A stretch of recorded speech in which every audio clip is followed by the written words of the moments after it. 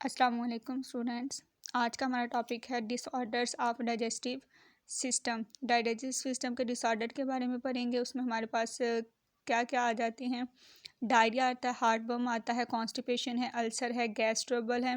ये सारी के सारे क्या हैं, डिसऑर्डर्स हैं डाइजेस्टिव सिस्टम के। यहाँ पे हम लोग जिनके बारे में डिस्कस करेंगे वो है डायरिया और कॉन्स्टिपेशन। सबसे पहले हम लोग डायरिया देखते हैं। डायरिया क्या है? Diarrhoea is passing semi liquid faeces. नीम या फुजले का खराज आपके पास क्या कहलाता है? डायरिया कहलाते हैं। और ये हमारे पास किस की वजह से हो सकता है?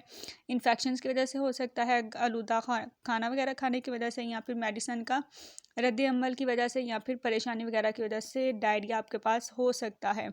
इसके हमारे पास सिम्टम्स क्या है? एब्डोमिनल पेन है, क्रैम्पिंग है, ब्लॉटिंग है, nausea, loose motion, fever and bloody stools हैं। ये सारे के सारे क्या है, इसके सिम्टम्स हैं।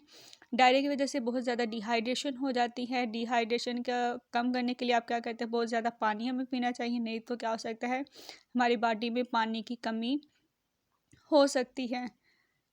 इसके लिए डॉक्टर क्या करते हैं, इसको कम करने के लिए एंटीबायोटिक्स देते हैं। इसके अलावा हमारे पास बहुत सी हिदायत है जिन पर अमल करके हम क्या कर सकते हैं, डायरिया से निजात हासिल कर सकते हैं। सबसे पहले क्या है, वाशरूम इस्तेमाल करने के बाद हमें हाथ साबुन के साथ धोने चाहिए। फ्रूट्स और वेजिटेबल्स को खाने या पकाने से पहले अच्छी तरीके से धोना चाहिए। और कच्चे अंडे या गोश्त वगैरह हमें नहीं खाने चाहिए।